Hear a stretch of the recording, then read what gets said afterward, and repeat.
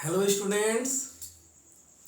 तो जैसा कि हम आपको रे ऑप्टिक्स पढ़ा रहे हैं और रे ऑप्टिक्स में हम 2 लेक्चर आपको डाल चुके हैं जिसमें हम रिफ्लेक्शन आपको बता चुके हैं, रिफ्लेक्शन क्या होता है और लॉ ऑफ रिफ्लेक्शन क्या होता है। आज हम आपके लिए ऑप्टिक्स का नया लेक्चर लेकर के आए हैं जिसमें आज हम आपको समझाएंगे इमेज क्या होता है और रिफ्रैक्शन थ्रू प्लेन मिरर। तो फिर चलिए हम लोग शुरू करते हैं। तो मैं प्रभास पांडे आपके अपने चैनल ग्लांस क्लासेस पे आप लोगों का स्वागत करता हूं। तो चलिए फिर हम लोग शुरू करते हैं ना कि भाई इमेज क्या है। सबसे पहले हम लोग जानते हैं इमेज, जिसको हम लोग हिंदी में बोलते हैं प्रतिबिंब।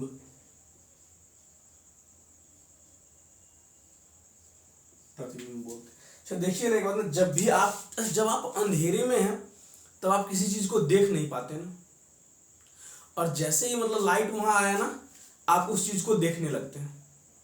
तो आखिर हो क्या रहा है भाई कि लाइट आने से जो है ना, फिर लाइट पड़ा होगा नहीं, वो वहां से टकरा करके आपके आंख पर आया होगा नहीं, उसके बाद आप तो हुआ क्या ना कि आप जैसे ही आईना के सामने खड़े होते हैं ना, आपका ही जो है ना प्रतिबिंब आईने में दिखाई देता है। उसी को हम लोग प्रतिबिंब बोलते हैं। क्या आप सच में आईने के अंदर घुस गए हैं? क्या नहीं घुसे हैं ना। तो भाई प्रतिबिंब होता क्या है देखिए। तो when at least two incident when at least two incident rays लिखा है।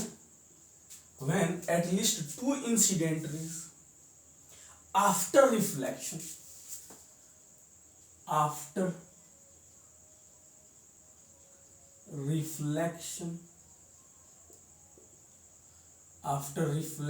through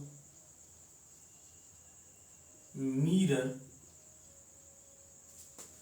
meets at a point through mirror meet at a point, and at that point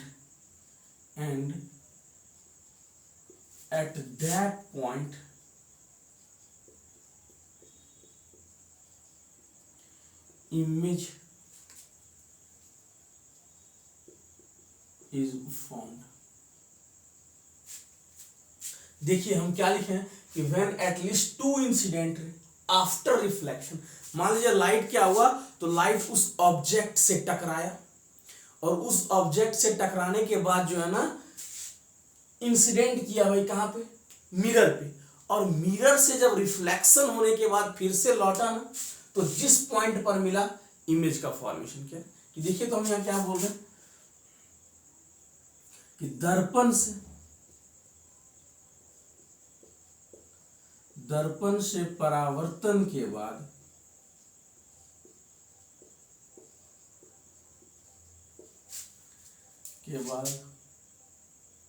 कम से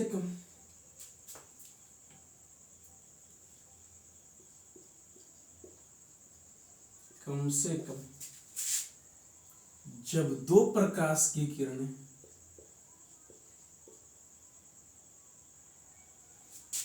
कम से कम दो प्रकाश की किरणें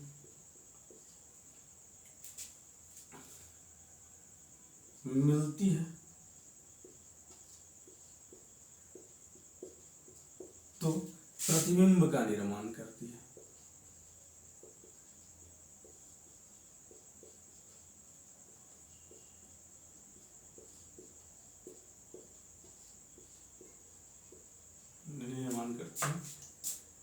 देखो तो हम लोग क्या बोले भाई कि मान लीजिए दर्पण से परावर्तन हुआ, और परावर्तन होने के बाद जब प्रकाश की किरणें कम से कम दो ना, ज्यादा से ज्यादा हजारों लाखों हो सकता है, नहीं ये बात आप ध्यान दीजिए, नहीं करोड़ों हो सकता है, लेकिन कम से कम दो को जो है ना जरूर मिलना पड़ेगा।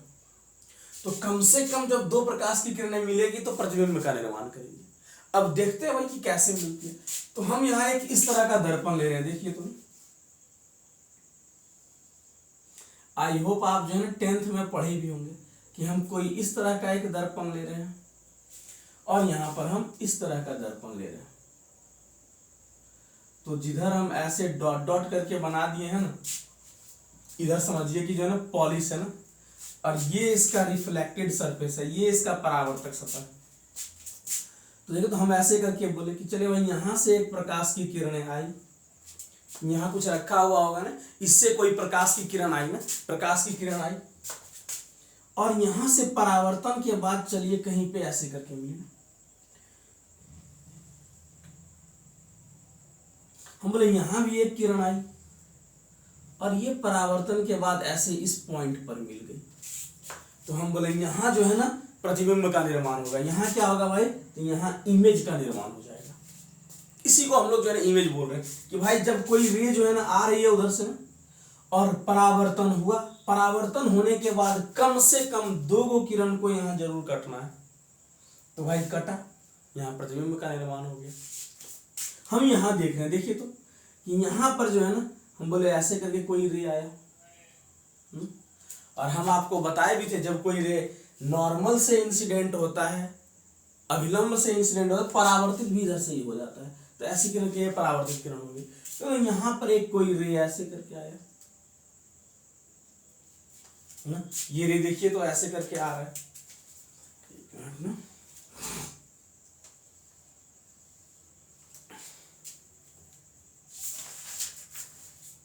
ये ऐसे करके रे आया। अब हुआ कि हम ये परावर्तित किरण ऐसे करके ये चली गई, हम एक, तो हम क्या बोले कम से कम 2 रे जरूर कटना है, एक से काम नहीं चलेगा। तो देखिए तो एक रे और इधर से आया, यहाँ पर कोई ऑब्जेक्ट है ऐसे करके ना, यहीं से एक किरण ऐसे करके आया ना, ऐसे करके, और फिर से ये परावर्तन हुआ। देखिए तो आपको लगता है कि भविष्य में कभी ये दोनों किरण कटेगी? एगो इधर निकल गया है बेचारा, एगो उधर जा रहा है। तो देखिए ये जब कभी नहीं कटेगा ना, तो हम लोग हैं भाई थित्थर आदमी, हम लोग तो कटाएंगे इसको, नहीं कटाएंगे क्या? हम लोग मानने वाले नहीं होते, इंसान कभी ना मानता है, मतलब कटवाएंगे। तो चलिए इसको हम पीछे की तरफ प्रोड्यूस किया ऐसे करके, और इसको भी हम लोग इधर पीछे हम लोग मिलाए ना, देखिए ना यहाँ भी 2 मिल गया किरण, कि 2 परावर्तित किरण यहाँ भी मिल गया और यहाँ इमेज का फॉर्मेशन हुआ। अच्छा, यहाँ पर रे वास्तविक में मिल रही है, एक्चुअली रे यहाँ मीट कर रहा है कि परावर्तन के बाद अगर मान लीजिए रे एक्चुअली मीट कर रहा है, परावर्तन के बाद अगर रे एक्चुअली मीट कर रहा है, तो यहाँ पर एक्चुअली मीट कर रहा है, यहाँ पर आप जबरदस्ती मिलवा दिए, तो यहाँ जो इमेज बनाना इसको हम लोग बोलते हैं रियल इमेज। रियल इमेज, वास्तविक प्रतिबिंब, इसको हम लोग बोलते हैं वास्तविक प्रतिबिंब, ये है वास्तविक प्रतिबिंब।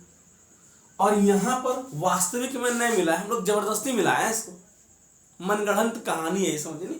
ये बनाएगा भाई वर्चुअल इमेज, ये बनाएगा वर्चुअल इमेज, इसको हम लोग बोलेंगे काल्पनिक प्रतिबिंब।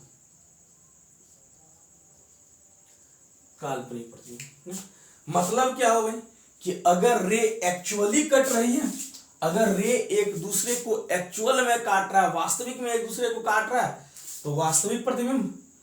और अगर ऐसा लग रहा है एपियर्स टू बी, यहां क्या हो रहा है, really two rays meet at a point. चलिए हम यहां डिफरेंस लिखते हैं ना कि क्या अंतर है भाई वास्तविक प्रतिबिंब में और काल्पनिक प्रतिबिंब में। तो चलिए तो हम यहाँ एक तरफ लिखते हैं वास्तविक प्रतिबिंब ना, एक तरफ है यहाँ पे रियल इमेज, रियल इमेज, एक है यहाँ पे वर्चुअल इमेज।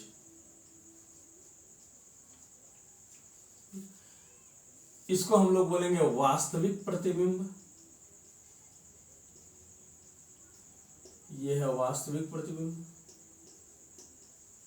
और ये काल्पनिक प्रतिबिंब।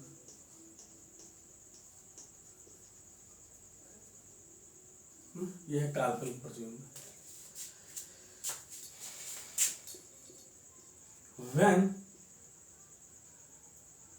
rays actually meet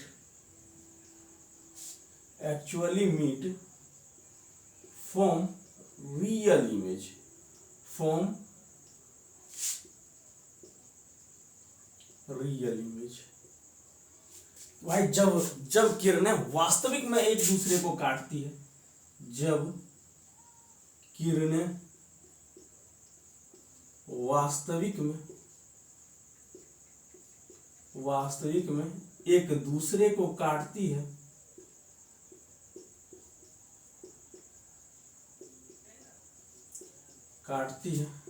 तो वास्तविक प्रतिबिंब का निर्माण होता है, तो वास्तविक प्रतिबिंब का निर्माण होता है। कि जब सच में काटेगी ना तो वास्तविक प्रतिबिंब का निर्माण होगा। और when rays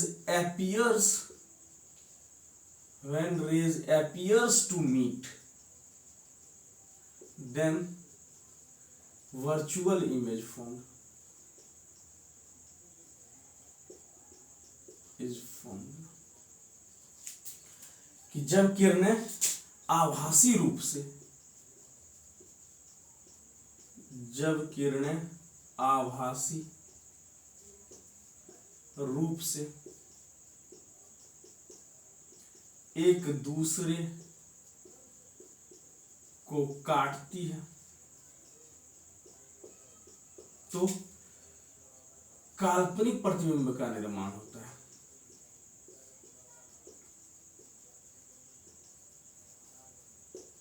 बिंब का निर्माण होता है, तो काल्पनिक प्रतिबिंब का निर्माण होता है। ये सच में एक्चुअली काटेगा ना, यहाँ पे क्या होगा भाई।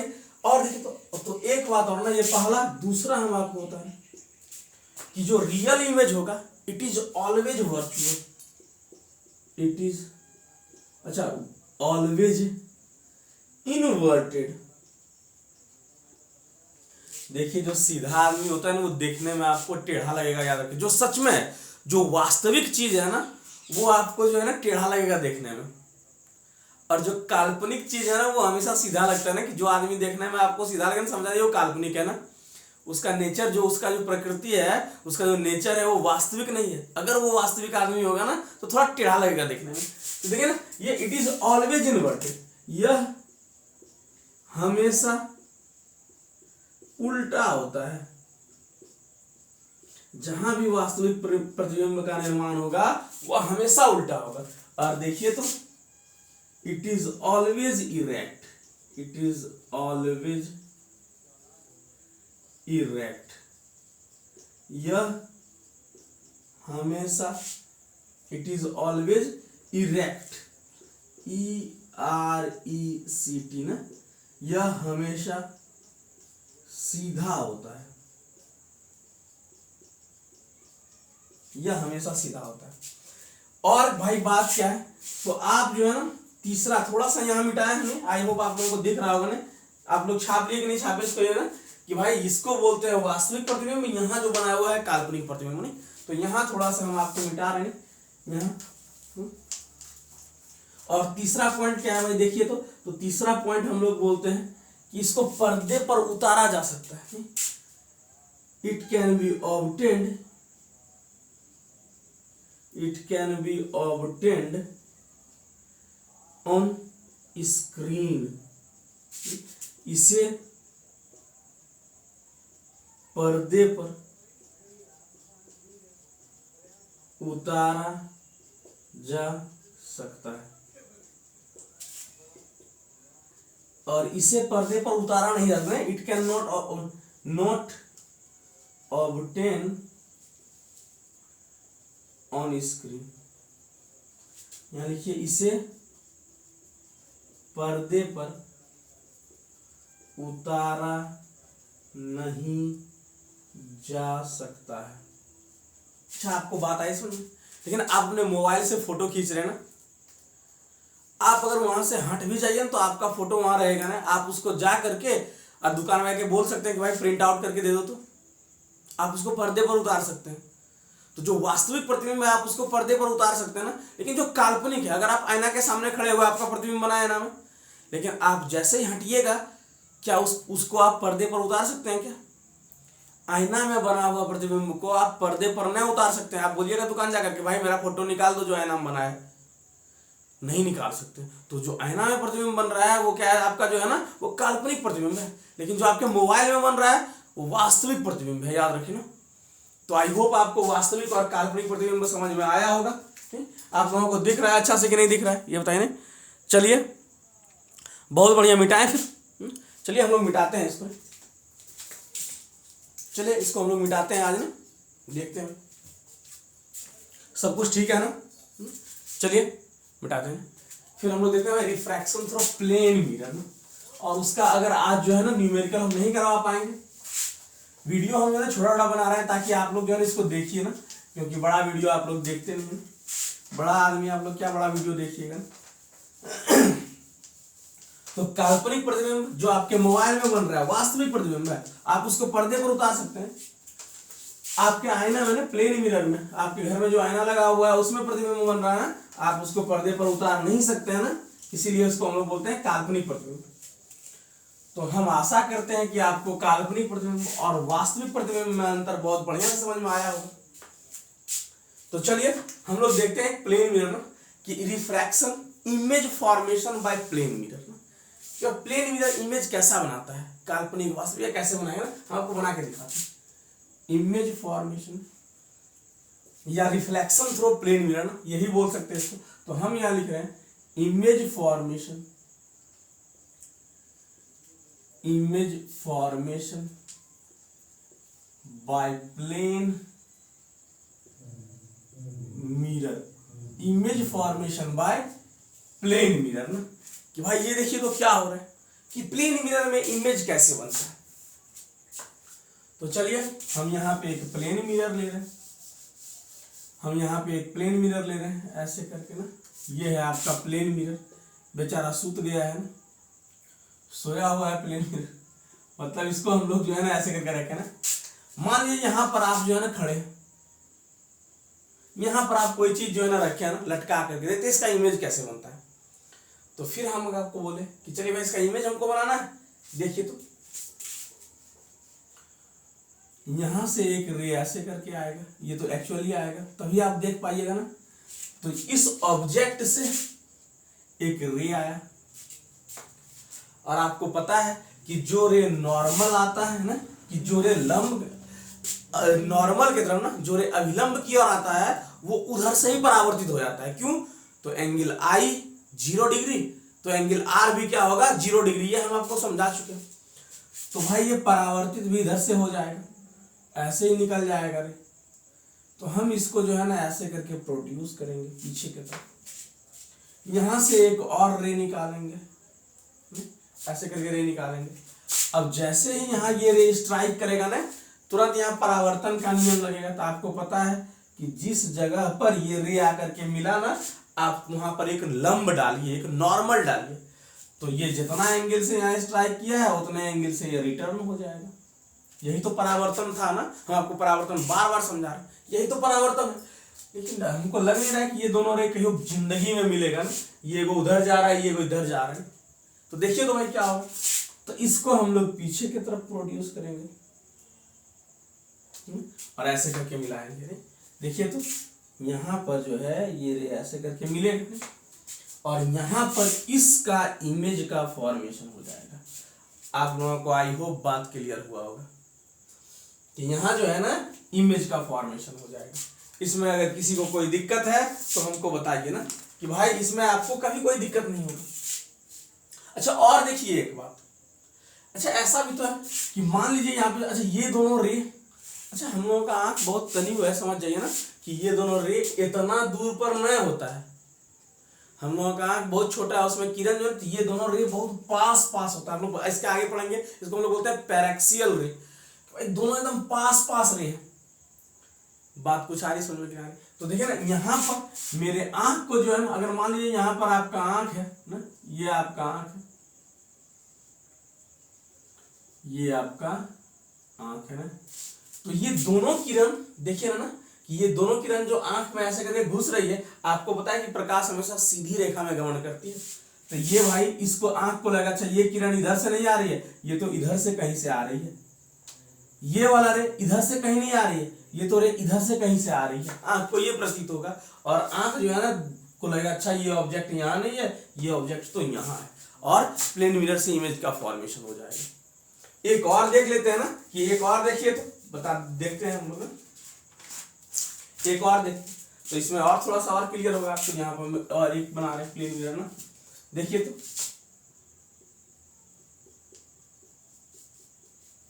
यहाँ पर ऑब्जेक्ट है, ये ओ है ना, यहां से रे ऐसे करके आया,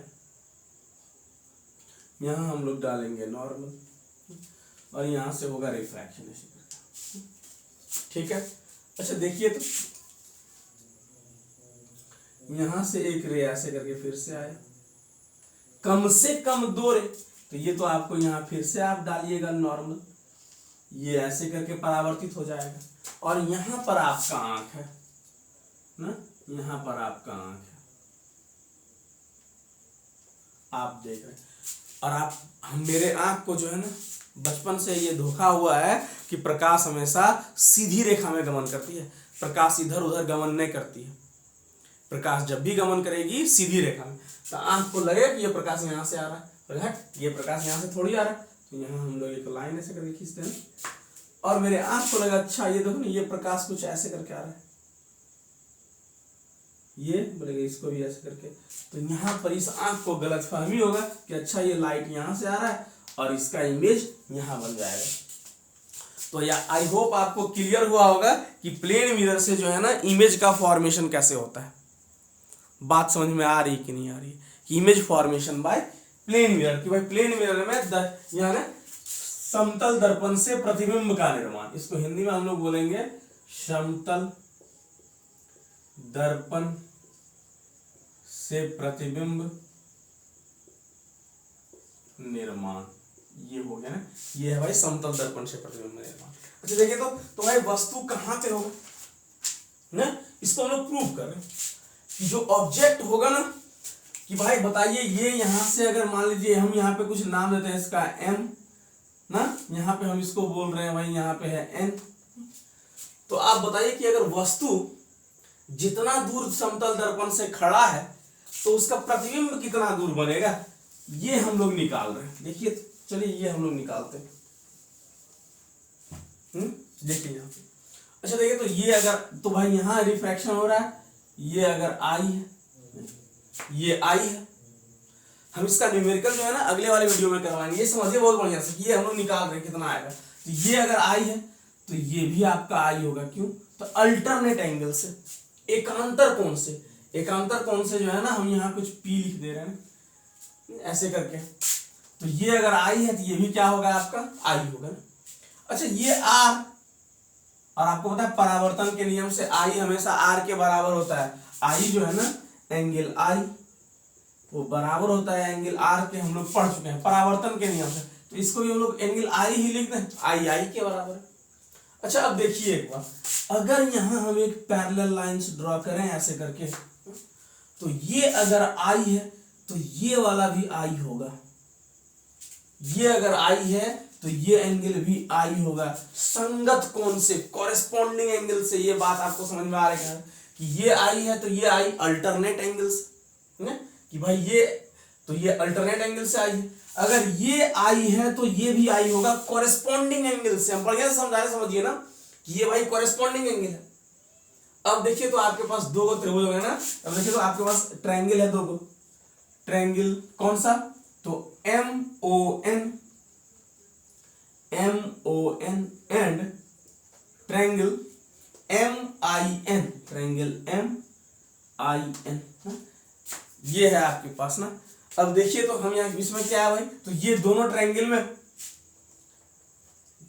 ट्रायंगल एंगल MON बराबर है, एंगल MON बराबर है एंगल MIN के, है कि नहीं है, इसको हम लोग बोल रहे हैं एंगल आई। बात क्लियर है, ठीक है। तो ये वाला एंगल और ये वाला एंगल दोनों 90 डिग्री है ना, ये दोनों जो है ना 90 डिग्री है, तो ये भी बराबर हो गया एंगल एम एन ये बराबर है एंगल आई एम एन का, और ये बोलिएगा आप 90 डिग्री, और एम एन बराबर है एम एन के, क्यों भाई? तो ये दोनों कॉमन है मतलब उभयनिष्ठ है। तो हम बोल सकते हैं कि ए से ट्रायंगल MON सर्वांगसम है, ट्रायंगल कंग्रुएंट है किसके भाई? तो ट्रायंगल MIN के। और अगर सर्वांगसम हो मतलब सब अंग बराबर है, नहीं, कंग्रुएंसी का मतलब क्या होता है कि सब कुछ बराबर है, तो हम बोल सकते हैं कि OM ये बराबर होगा किसके भाई? MI के। इसको हम लोग ऑब्जेक्ट बोल रहे हैं, और ये है आपका इमेज, ये वस्तु है और ये प्रतिबिंब है। मतलब हम ये साबित कर दिए कि जो इमेज ऑब्जेक्ट डिस्टेंस ये बराबर है आपका इमेज डिस्टेंस का, जो वस्तु दूरी है। और हम लोग पूरे फिजिक्स में वस्तु दूरी को u से और इसको v से, ना वही वस्तु दूरी u ये बराबर होगा प्रतिबिंब दूरी के, दूरी v के ना। लेकिन ये विपरीत दिशा में होगा, ये बता देंगे, याद रखिए कि ये क्या होगा भाई? तो बिहाइंड द मिरर होगा, ये बिहाइंड मिरर के पीछे होगा, बिहाइंड द मिरर। ये जो इमेज बनेगा वो दर्पण के पीछे बनेगा, दर्पण के पीछे। तो समतल दर्पण में, याद रखिए, समतल दर्पण में वस्तु दूरी हमेशा प्रतिबिंब दूरी के बराबर होगा, नहीं? मतलब आप जितना दूर खड़ा रहिएगा ना, आप समतल दर्पण से अगर मान लीजिए 5 मीटर खड़ा है तो आपका प्रतिबिंब भी समतल दर्पण से 5 मीटर, आपका प्रतिबिंब समतल दर्पण से 5 मीटर दूर बनेगा और दर्पण के पीछे बनेगा, मतलब दर्पण में ही बनेगा, समझ रहे हैं ना? तो ये बात आप बढ़िया से समझिए। इस पे जो है न्यूमेरिकल हम लोग अगले क्लास में करेंगे, तो अगले क्लास में हम जो आपको बताएंगे ना उसमें सारा जो है ना न्यूमेरिकल वगैरह आएगा, नहीं? तो न्यूमेरिकल हम करवाएंगे समतल दर्पण का इस पे, और फिर हम लोग आगे भी पढ़ेंगे। तो आई होप आपको ये समझ में आया होगा कि समतल दर्पण में, याद रखिए, समतल दर्पण में प्रतिबिंब दूरी हमेशा वस्तु दूरी के बराबर होगा। मतलब आप अगर ये समतल दर्पण है ना, अगले क्लास में हम लोग जो है ना ये पूरा करेंगे। अगर आप यहाँ से 5 मीटर दूर खड़ा है तो आपका प्रतिबिंब भी जो है ना समतल दर्पण के पीछे 5 मीटर दूरी पर बनेगा। अगर आप 2 फीट पर है तो आपका प्रतिबिंब भी उधर 2 फीट पीछे बनेगा और दर्पण के पीछे बनेगा, याद रखिए। तो समतल दर्पण के द्वारा जो प्रतिबिंब बन रहा है इसकी हम लोग प्रकृति जानेंगे भाई कब? अगले क्लास में ना, कि जो रे ऑप्टिक्स का चौथा लेक्चर होगा उसमें जानेंगे भाई इसके द्वारा हमेशा प्रतिबिंब जो बनता है वो काल्पनिक प्रतिबिंब बनता है, और जितना दूर वस्तु होगा उतना ही दूर प्रतिबिंब होगा। तो वस्तु दूरी हमेशा प्रतिबिंब दूरी के बराबर होगा। आई होप आपको जो है ना, फिर से वीडियो जो है ना ज्यादा हो जाएगा नहीं, तो आई होप आपको ये क्लियर हुआ होगा। और हम जो है ना क्लास 9th के बच्चों के लिए भी जो है ना फिजिक्स और केमिस्ट्री का लेक्चर लेकर के आए हैं। तो आप लोग जो है ना क्लास 9th वाले बच्चों को या फिर बताइए ना कि हम उसको बढ़िया पढ़ा रहे हैं, उसका सारा न्यूमेरिकल हम क्लियर करेंगे, जो भी कंसेप्ट है, जो 9th के लेवल का कंसेप्ट होगा वो सारा हम क्लियर करेंगे। तो आप लोग पढ़ते रहिए और टेंशन में नहीं पढ़िए ना, मुस्कुराहट करके पढ़िए ना, फील लेकर के पढ़िए फिजिक्स को, हम आपको फील करवाएंगे। तो तब तक मेरी तरफ से ऑल द बेस्ट।